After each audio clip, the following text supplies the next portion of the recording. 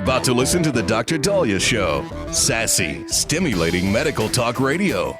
Any medical advice Dr. Dahlia Wax gives on her show should not be substituted for an actual visit to your medical provider. And now, here's Dr. Dahlia.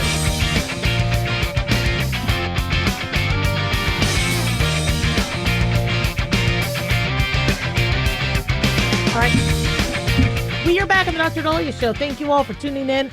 1-877-Dr. 1-877-DOC-DALI.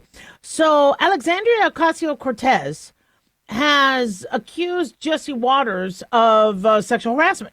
And it was when she was being interviewed by, I believe, a producer, she brought up that Jesse Waters has used sexually exploitive rhetoric against her.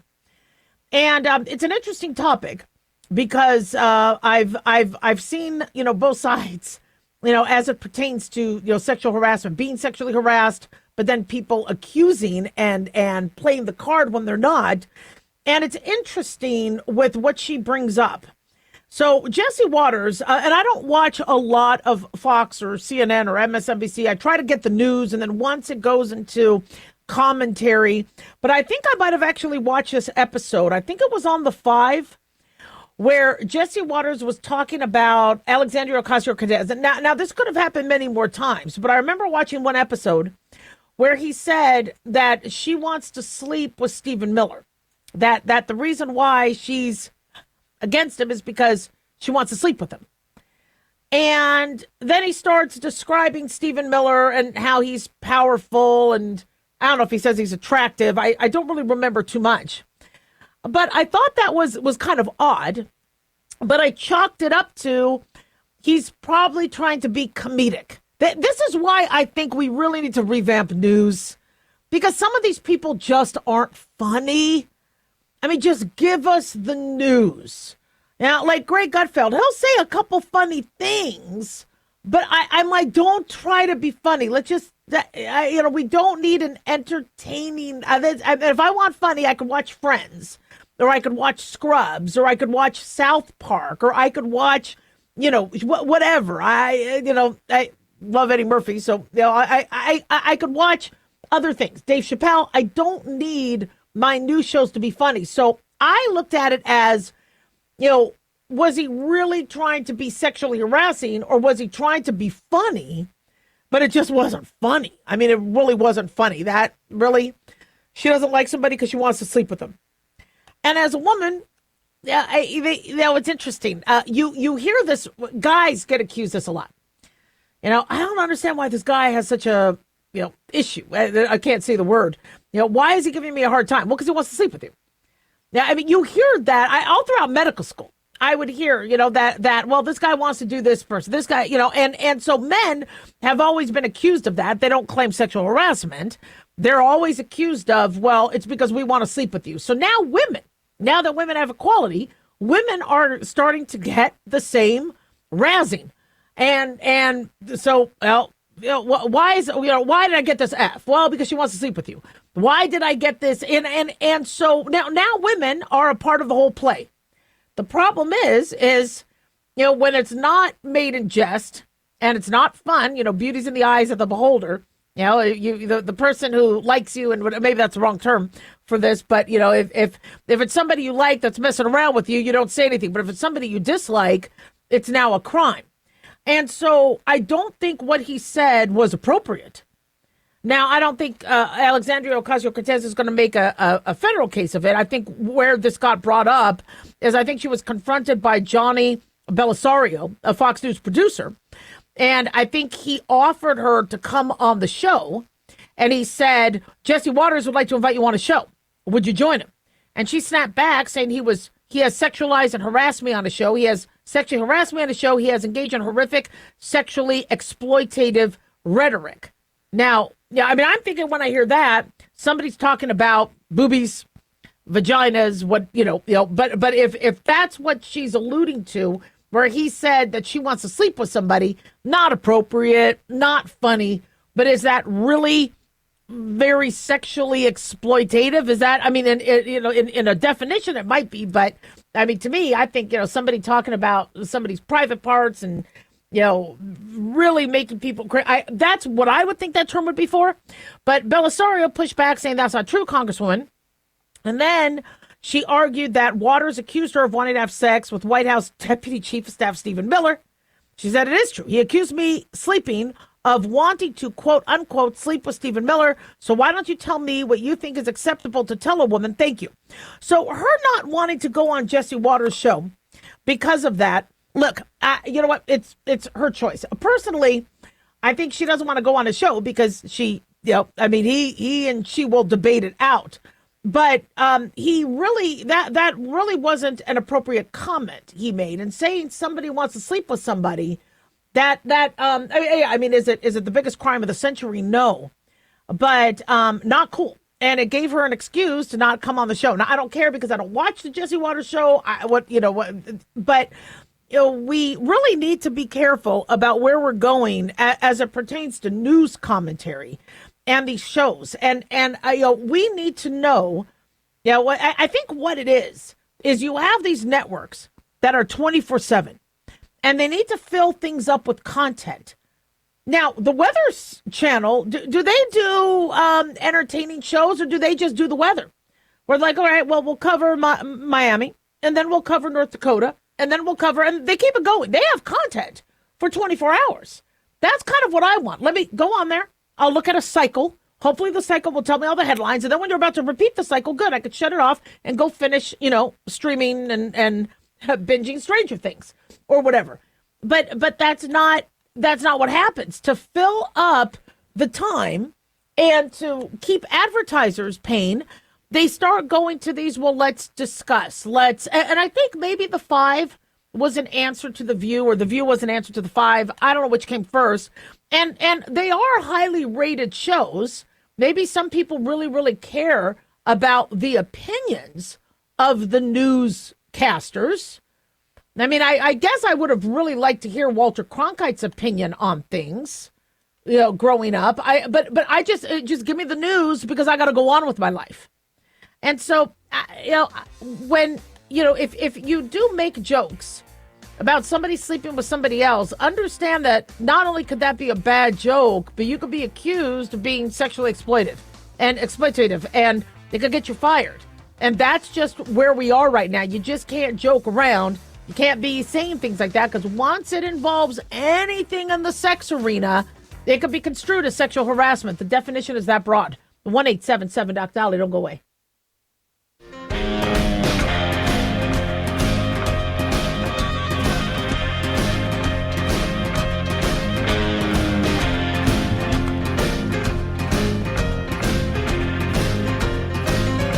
All right. We are back on Dr. Dolly Show. Thank you all for tuning in. 1-877-DOC-DOLLY, 1-877-DOCDALI. Big thanks to Talk Media Network for making the show happen. Big thanks to Daniel, our producer. And big thanks to you all for tuning in. We really do appreciate it. Don't forget to follow us on Twitter or X at Dr. Dahlia, Facebook, The Dr. Dahlia Show, and on YouTube, click like and subscribe. So, my cousin Vinny was on the other day. And Vinny and the Marissa Tomei girlfriend, I forget her name, go into a diner. And, they're looking at the menu and they're trying to figure out what it is to eat. And there was like breakfast, lunch, dinner. So they're like, we'll take breakfast. And the cook, just one employee in the place, goes and puts some oil, the Crisco on the griddle, starts cooking the breakfast. Look good. Look really yummy. Some grits, all that. And that's when Vinny kind of learned about grits and other things. But it's interesting because there's a story of an 18-year-old who bought a restaurant and is doing everything himself. And I'm wondering if maybe, and he's run into some problems, and I think a lot of people have issues running into restaurants. And I'm wondering if they have to do it the My Cousin Vinny Diner way. Let me tell you about this kid. This is an 18-year-old kid. Good for him. This is being reported by MoneyWise. He's out of Michigan. He's 18 years old, and he buys a small restaurant in Michigan. He became its only employee. Well, that'll keep down payroll. He takes every order, cooks every meal, cleans every dish, handles the books, including taxes. Now, research from UC Berkeley says that 17% of U.S. restaurants close within their first year, and nearly half shut down within 5 years. often due to tight margins, financial strain, not being able to keep staff. And so his restaurant is called the Rare Earth Goods Cafe. Now, it couldn't get bigger because I guess there's local building codes. And I guess he doesn't have a stovetop or a full-size oven, so he works a small electric griddle, a 4-slice toaster, a countertop convection oven, so only a handful of meals could be made. Sometimes a customer has to wait 30, 40 minutes for him to cook by himself. He says it's a lot of work, but I love it. And so I think he grew up in a former mining town, and so I don't know if he has shall we say, background in restaurants. He was diagnosed with Tourette's at the age of 8. For him to be able to do all this, and with Tourette, you have involuntary motor and vocal tics and other, shall we say, issues that could affect you when there's high pressure or fatigue, and it could affect your employment, etc. And so, if he's struggling to get a job or keep a job, then how does he overcome? He ends up getting restaurant. And from what I understand, he's been dreaming about this for a while. In fact, his mom is gluten-free. He has a lactose intolerant brother, so he had to learn how to make these meals. And then he also worked with local social services. This is a really good kid. And so now he's head chef. He's trying to build up a loyal customer base. People want to see him succeed, but it's an issue because it's money and how to deal with tight margins, etc. And so one thing that I think might, help these new business owners or these new restaurant owners is the whole old-time pub diner thing, where what are you serving today? I think Peaky Blinders did that in one of the earlier seasons. They go in and I'm like, oh, that's right, they had restaurants, but they really didn't. They had pubs. They're like, what do you have? What are you serving today? And it was like a stew. And that was it. If you wanted stew, you'll come in and eat. Just one thing on the menu. And instead, I go to these places where like the menu was multiple pages. And it's interesting because Gordon Ramsay always, when he kind of does that show where he goes in and he tries to rehab these restaurants, he's like, the menu is too ridiculous. Keep it simple. Do your spaghetti lobster, your beef Wellington or whatever, but, keep it simple. And I really like the idea of keeping something simple because when you have to retrain a chef, when you have to retrain somebody who garnishes, if you have to train, it's easier so it's interesting. I worked at Red Robin and I worked at Tony Roma's when I was in medical school. The Tony Roma's menu was pretty easy. Now you had to know the different sauces, the Carolina barbecue sauce versus the original barbecue sauce. And you had to learn a couple things, but the menu was fairly simple. Red Robin, boy, was that menu tough. And before you got to work there, you had to know everything. Also the drinks, they had amazing drinks, but their Long Island iced tea wasn't a typical Long Island iced tea. I mean, it had so many other components to it. So I didn't mind because I worked bar, so it was easy for me to learn.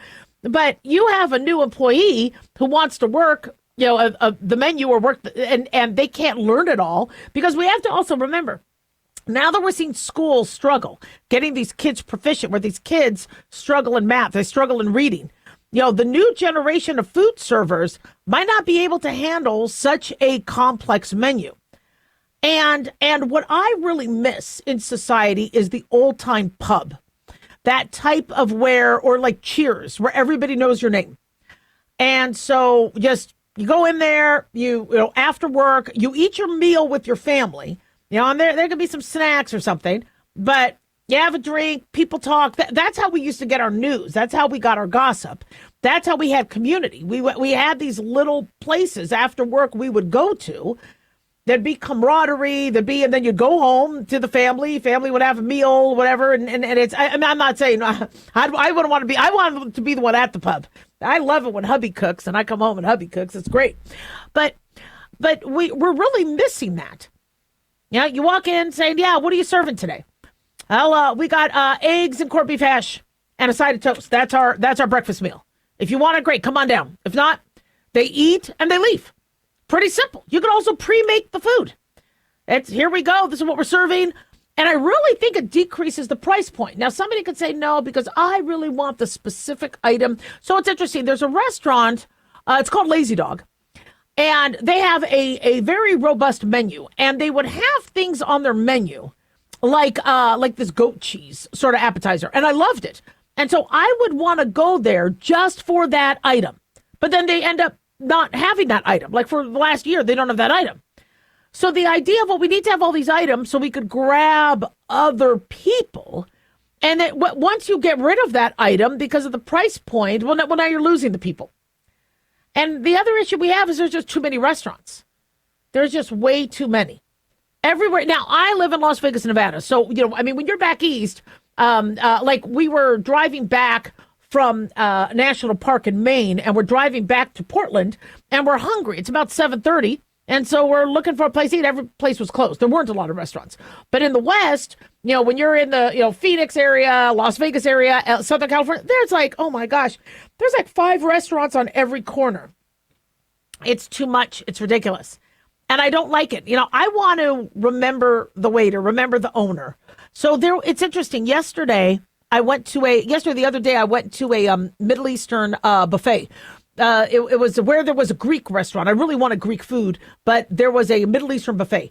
And I walk in, and I guess there's a doctor I haven't seen in years and whatever. And the seating was where just grab a seat. Grab your meal, grab a seat. And it's not that I wanted to eat a buffet, but I love the idea that it was simple.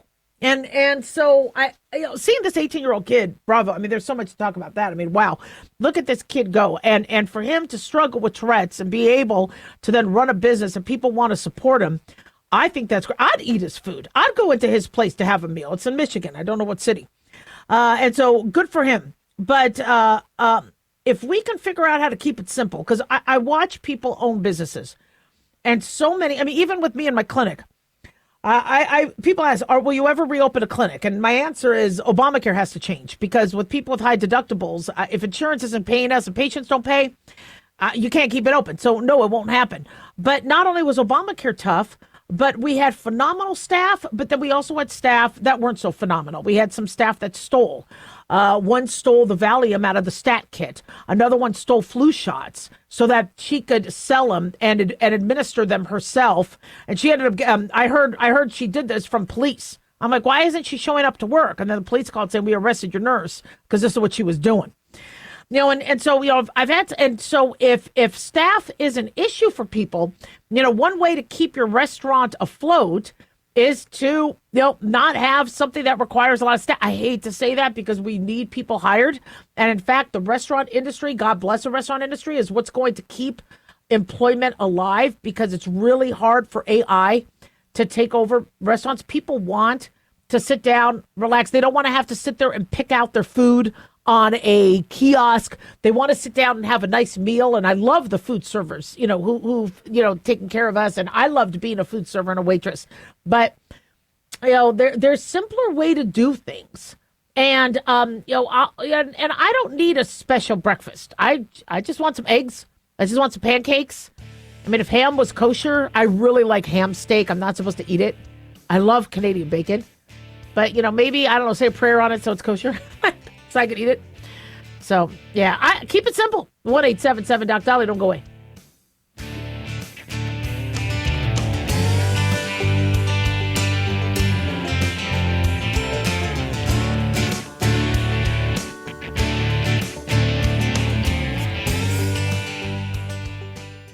Hi, guys. Dr. Dahlia here. Addictions can sneak up on us and come in many forms, whether it's drugs, alcohol, sex, video games, porn, or something less obvious such as food, internet, or shopping. Addiction can seem innocent at first and then evolve into an insurmountable evil. In our book, Addiction Basics, Caitlin Kalikas and I dive into the common addictions and provide tips for identifying and preventing these before they sneak in and take over our lives.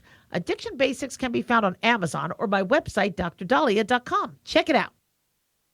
Carl Amari here to tell you about our newest website for old-time radio lovers. It's 100radioshows.com. At this site, there are 5 old-time radio shows waiting for you to download free as our gift to you, and be sure to browse the additional 700 old-time radio shows available to you for 70% off by using the promo code RADIO at checkout. This is a limited-time offer, so log on to 100radioshows.com. That's 100radioshows.com. This is an urgent announcement for anyone that's $10,000 or more in debt. Before you make another minimum payment, you need to know there are special programs that can completely free you of your debt. Total Financial Freedom can help you become debt-free in months instead of years. Resolve your credit card debt, signature loans, department store cards, internet loans, and timeshares. Call Total Financial Freedom now at 800-878-6020 for a free consultation. For 16 years, Total Financial Freedom has helped thousands get out of debt. You can feel confident when calling because Total Financial Freedom is A+ rated by the Better Business Bureau. Battling for years and years stuck in the endless cycle of minimum payments could take decades. You have the right to get your debt resolved and substantially reduce your monthly payments. Call Total Financial Freedom now at 800-878-6020. That's 800-878-6020. 800-878-6020. Let's face it, guys, we're living in times where the truth is becoming more suppressed and censorship is increasing at an alarming rate, especially on social media platforms. It's Clyde, and I want to tell you about a safe and secure digital playground we put together just for you. It's aftermath.media. You get access to thousands of Ground Zero archives and podcasts, along with our private social media groups with your basic membership starting at only $7 a month. Each subscription includes tech support, access to the RSS feeds, along with our own chat room and Telegram channel. In addition, the premium membership includes research study groups, webinars, a document and movie library, a live video stream of Ground Zero, a monthly Zoom chat with me, and other bonus content. Be sure to check out our yearly specials as well. Sign up today while you're thinking about it. Sign up at aftermath.media. Again, that's aftermath.media.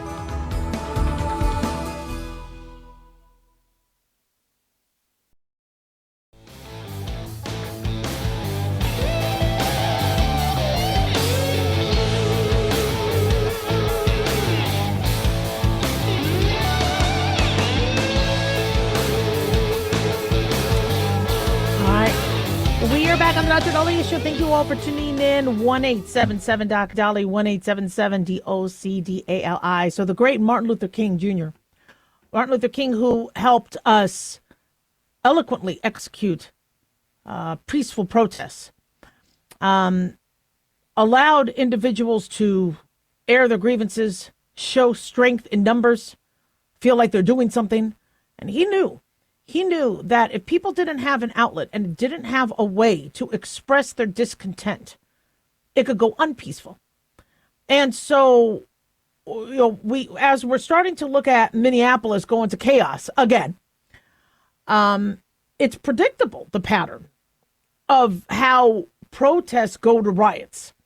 Just it's a shame that people aren't following what Martin Luther King taught us and sticking to what could actually be a lot more effective. Because once things go the other way and they get dangerous, then unfortunately, rather than a protester being listened to, a protester then ends up getting arrested, or they end up being characterized as, well, they're just going to burn buildings down and they're going to burn, and so we want to avoid the mayhem. It's sad that Minneapolis schools have to close for the rest of the week. Really, our kids can't go back to school. After they came back from the holiday break, they can't go back to school. No, because they expect there's going to be violence, when it's really easy to have peaceful areas. So the stages from protests to riots are pretty predictable. So stage one is the march. As I said, brilliantly executed and by Martin Luther King and other individuals who showed that peaceful protests can be done very effectively. So people will start off with the march. They'll have their posters. They may wear hats or certain clothing or have certain messaging on that. They may chant. They may have a message that they all in unison say. Or they could be quiet protests where they just stand there, but it's showing people unified. It's very, very powerful because it shows people unify for a cause. The art of the march and the power comes from people in that community, not bussed in. Not where George Soros or somebody hires people to make it look like, because nobody's going to vet and see, are they really Minneapolis, individuals here or not. but residents are not. But those individuals who say, look, I'm going to come out of my house, and as you're walking down our neighborhood, I'm going to join you. We're all in this together. We're all, and so the march and the stage one is the beautiful part of peaceful protest. Was what the founding fathers wanted to make sure we protected. And it's, usually it happens during the day, but it can also happen at night where people are passionate. Police may, to protect them from cars, may have barricades. And if the police are aware, then they may, unfortunately, we had an officer during the George Floyd protest in Las Vegas shot in the head in broad daylight as he was trying to be there to protect the protesters. So unfortunately, that wasn't stage one, and it went the wrong way. And we the more these things happen, the more people say, "Oh no, it's a protest." So now it's going to be violent. I mean, if you stick to stage one, people, you can protest all the time, and nobody's going to stop you. But you start killing or shooting cops in the head, or it's going to go bad. So then what happens if everything's going well and you got the cops, keeping things, pretty well contained, and people are protesting? What happens? Well, now you start to get the individuality. All right, some people get bored. They get itchy. They get an itch in their pants. They're like, no, we need to do something. This isn't enough. And they start getting antsy, and they start getting bored. And so then you start to get little outbursts. Now, I've been to some protests and walks, and I like to make people laugh, right? Because I look at the areas like, okay, I got an audience. So then I'll start saying something and then trying to get people to laugh. Actually, you do that even at games. I was at a Golden Knights Ranger game, and I didn't realize when we were sitting, because we were sitting in some nosebleed seats, but they were actually really good because you could see the whole thing. And I wanted to sit where the where the New Yorkers were. And so they were like, let's go Rangers. So I started, go home Rangers. And then we started back and forth. And, it's fun. Nobody started hitting each other, whatever. But you do have individuals going, I want some individuality to this.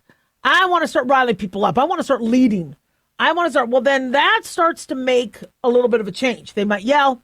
They might throw something. And a lot of times this might start as the sun begins to set. And protesters feel there's more need. There has to be. And then, if it remains in stage two, sometimes the protesters will say, no, we're not going to go there. No, we're not going to go there. And they might stop it themselves. Or law enforcement could put out little mini fires. But if they don't control stage two, now we go into stage three. So stage three is your standstill, anger, and provocation. So now, night's falling, and this could still happen during the day. The tensions begin to rise. And now, people have been there all day. They're really bored. And you start to get more angry outbursts. They might throw objects, obscenities at law enforcement, vandalize cars, property. They might even accost others watching the protest. So one thing we saw that was really interesting during the George Floyd, it was nighttime. And in Las Vegas, I saw there were some people in apartment complexes. When the crowd would look up, they immediately showed a sign. And because I guess they were worried that somebody would accost them, not being a part of the. And then you actually saw businesses put signs up saying this is a Black-owned business, like don't destroy it. But then you start getting this sort of anxiety that, okay, something's going to happen. The anger in stage two was directed towards law enforcement, and now people are starting to go after each other, even within the protest. Why aren't you saying this? Why aren't you? Well, like with Seinfeld, why aren't you wearing the red ribbon? We all wear the red ribbon because you're all ready to party. You're ready to you want to fight. You want, and so unfortunately, that's when things start to go. The march might then stop. And now people aren't marching. They get to a standstill. And they have to make a choice in stage three. Are they going to keep it peaceful? Or are they going to fuel the flames? Then comes stage four. Loss of control, chaos, and riot. Law enforcement now needs to engage and control the crowds. Because now they're seeing this being a public threat. It's being a public threat to businesses nearby, to people in homes and apartments nearby, and now innocent bystanders. Somebody could start shooting guns, whatever. So now the police have to get involved because their job is to protect the residents. And this is where things start to get ugly. So now people are engaging with the police, even though the police are there to try to help and control the situation. Now they look like the bad guy, and then people start descending on that, and it starts to make a mess. And then protesters might see this as an opportunity to defy the law. Law enforcement is outnumbered. Then looting may ensue, loss of control by protest organizers, law enforcement, and then protesters themselves create the chaos of a riot. And so what many city officials try and do is if they know there's going to be a protest, they try to meet, and they try to get spiritual leaders involved to help clarify messages and try to get positive, messaging out there. But unfortunately, it's certain individuals that decide to kind of ruin it for everybody. And the more of a crowd you have, the higher the probability of there being some instigators. You throw into the recipe and the mix instigators being bussed in and crowds where that's not even their community. So they don't care if it burns down. They're getting paid to show up. That's bad. And that's very bad. So unfortunately, if we can't keep things at stage 1 and mitigate stage 2, we'll go through stage 3, stage 4. 1-877-Doc-Dolly. Don't go away.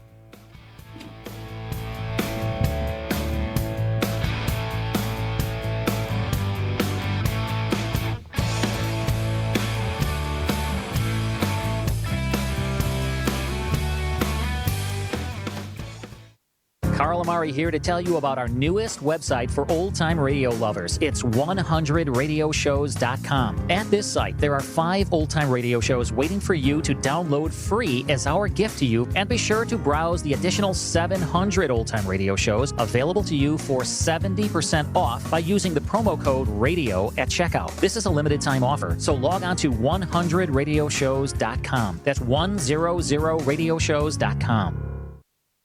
Have you ever thought you'd like to buy and sell houses but didn't know how or where to get the money? My name is Ron LeGrand, and over the past 40 years, I've bought over 3,000 houses without using my money or credit and taught thousands to do the same. Today, even in a virtual environment, we buy nice houses in nice neighborhoods using no banks, realtors, contractors, or other costly entanglements, and build huge cash flow and wealth without the hassle of tenants, all without credit and little or no money. You don't need a license or experience, and I'll show you exactly how it's done. Text FREE to 99799, and I'll send you my free training. I promise you I'll change the way you think about real estate and open the door to a new lifestyle that doesn't involve risk or rehabs and can quickly replace your current income. Text FREE to 99799, and let me show you how to take your life back and build cash flow and wealth from your home. That's FREE to 99799. Again, FREE to 99799.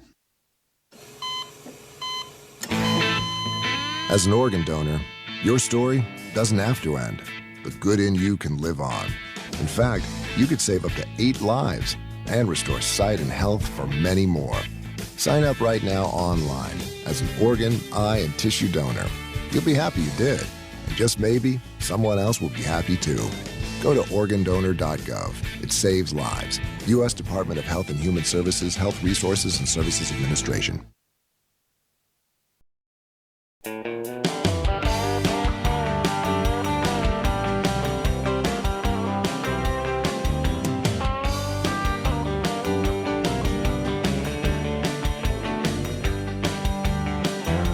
All right.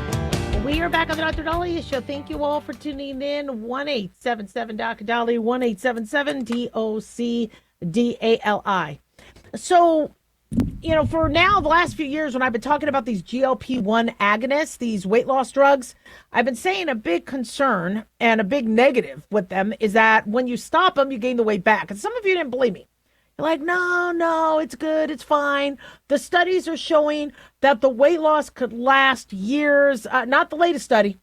The latest study says that most people, when they stop their GLP-1s, they regain all their weight back within 2 years. I'm not lying, guys. Now, I've told you that I'm interested in starting them I need to wait till they're cheaper, and I want to make sure all diabetics have access to them because I want to see what it could do with my gut microbiome because I'm having a lot of digestive issues. So I'm not doing it to lose weight because I know I'll gain the weight back. But I'd like to see if I could use it for my gut health. And so I'm interested in that. I haven't started yet. I'll tell you when I do.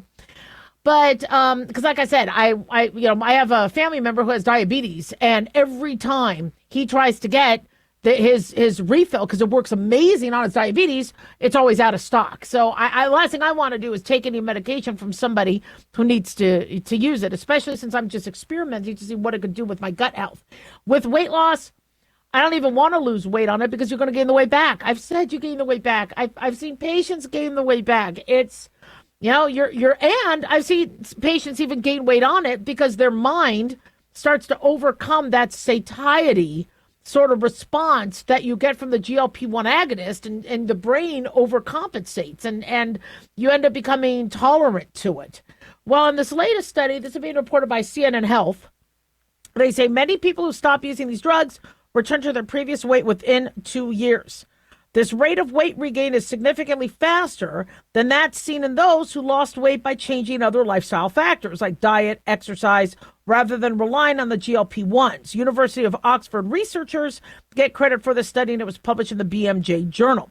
So your glucagon-like peptide 1 hormone, it's naturally made in the body, and we've been able to now artificially produce it with pharmaceutical companies to make you feel full and to slow down the transit of the food. But it's temporary. Now, it also increases the secretion of insulin to help lower your blood sugar. And what works really well for those with diabetes is it helps kind of normalize blood sugars. It does really. It's fantastic how it works for those with diabetes. Unfortunately, I think a lot of people are abusing it for weight loss. And so I'll read you this and then I'll tell you what I think. It slows the movement of food through the digestive tract, makes you feel more full quickly for longer, might also decrease not only your appetite for food, but your appetite for alcohol and sugar and other things. So we have Ozempic, Mounjaro, or the weight loss counterparts Wegovy and Zepbound. And now everybody and their mother wants to be on these medications. Well, University of Oxford researchers analyzed the results of 37 studies, looking at more than 9,300 adults. And they found that, quote, weight regain after stopping drugs was faster than after ending behavioral weight loss programs such as diet and exercise. And it was faster by 0.7 pounds per month. And this is what I've been saying about the health benefits of these medications. All these studies are showing that when you lose weight on these GLP-1s, the cardiac benefits, the liver benefits, the kidney benefits, the GI benefits are numerous. But I've always asked, okay, now what happens when you rebound? Are you going to be at higher risk for a heart attack, higher risk for cancer, higher risk for issues because of the rebound weight? And when I talk to patients about that, they say, well, I'll just never go off of them. You can afford $1,000 a month? Now, Trump said he'll be able to get the price down to $275 a month on Trump RX. I haven't seen that launched yet. Eli Lilly and Novo Nordisk said they're going to work with the Trump administration to get the prices down. And I think it'll start at about $350 and then go down to $275. But we haven't seen that yet. Now, so, and still, $300 a month. How long can you do that for? And then what happens when it stops working? Your body gets used to it. Or you start to get the GI side effects or pancreatitis or the nausea and vomiting. Some people can't tolerate these. So I know a lot of people say, I'm not going to regain the weight because I'm just going to be on it for life. We don't have studies. We don't know if you could be on it for life. We know in diabetes, at small doses, people could be on it long term. But do we know from people using it for weight loss who are spiking and microdosing, do we know if that's something that's sustainable lifelong? And what I've also said from the beginning is when you do lose weight, you need to be making sure you're building up your muscle mass. Because if you don't work out and you don't build up your muscle mass, then your metabolism is going to drop. And when you do go off the drugs, if you don't have muscle to help burn and increase your metabolism, you're going to gain weight. And another thing that I've told you all to do is if you plateau on your GLP-1, let's say you've lost 10 pounds and you're like, I'm not losing any more. What's happening? Well, let your body get used to that 10-pound weight loss. Let your body recalculate things. Instead, what a lot of people are doing is, well, now let me go up. Let me go up and let me go up on the dose and go up on the dose so I lose weight quickly. Yes, we want, people to get their weight off as soon as they can, but the quicker you lose it, the harder it is to keep it off. And sometimes your body needs to reset and plateau. So if somebody is losing 60 pounds in 6 months, and that's kind of fast, are they going to keep it off or are they going to just rebound back? And so I'm glad we're starting to see studies that are echoing what I have been kind of warning people about, saying, look, these medicines could work, but if there's no guarantee that you can be on them long term and you won't have issues with the side effects or the pricing, so then why would I consider it? Well, I do not have $300 or $1,000 a month to spend. I don't. But when I had a patient who told me that it helped their bowel issues, I was intrigued. I was really intrigued because I don't know. I've had so many surgeries that I think my bowels are kinked. And when my intestines are kinked, I really, really struggle in terms of, bloating and always looking pregnant and always having to be careful about what I eat and when I go to the bathroom. And I want to hike. I want to do things. I was on a hiking trail and I was like, oh man, really? I got to poop now? Really? And I don't care. I'll do what I have to do. But I want to be able to do what I used to do, where I could be all day out in nature and do what I need to do. And so I know being in nature is, but to tell other hikers, guys, sorry, I'm going to have to go potty. I just don't want to do that. Luckily, all I have to usually do is pee. But I'd like to see, but if it does work, that's where I'm worried because I don't want to go on these long term. I'm really nervous about that. And so all we keep hearing is the benefits and the benefits and the benefits, but nobody's talking about what those people that can't tolerate them or those people that go off. And I want to see the cardiovascular risk of the rebounders, the cancer risk of the rebounders. When are we studying the rebounders? We're not doing that. And that's a problem. So what happens next? Well, our issue is an appetite issue. RFK Jr. trying to limit the preservatives and the sugar in the food could help. Because when something is sugary or we're using artificial sweeteners, that just kicks in our dopamine and that just makes us, crave things more. If we could learn to eat to live and not live to eat, where you're there's I get those pre-boxed like vegetables like spinach, and then I take a handful and eat it. Doesn't taste good, but I'm not doing it for taste. I'm not eating for taste. I'm eating because I want to get a handful of vegetables in me. That's how we need to do things, where we eat to live. And we've changed that, where now it's by choice. Well, I want this because it tastes good, or that burger looks juicy, or that pizza looks cheesy. Well, that's not what we're supposed. That's not healthy. 1-877 Doc Dolly. Don't go away. We'll be right back.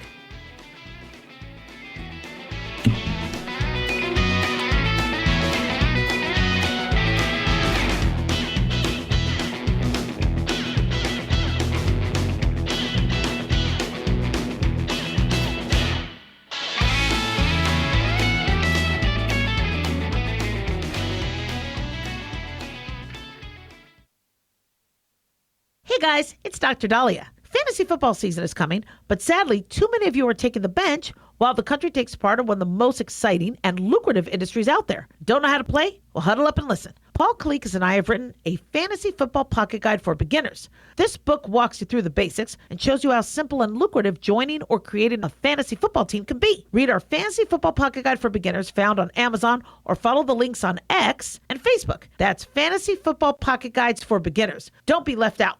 At Hot Shot Secret, we share the science behind common diesel problems. For example, diesel fuel cetane levels. The cetane rating in diesel fuel is 42 to 45. Most diesel engines operate more efficiently with a cetane rating of 48 to 50. One treatment of Hot Shot Secret Diesel Extreme will raise your cetane 7 points, increase fuel economy, and improve cold starts. Hot Shot Secret Diesel Extreme is available nationwide at truck stops, fine farm and auto stores, and online at hotshotsecret.com. Hot Shot Secret, powered by science.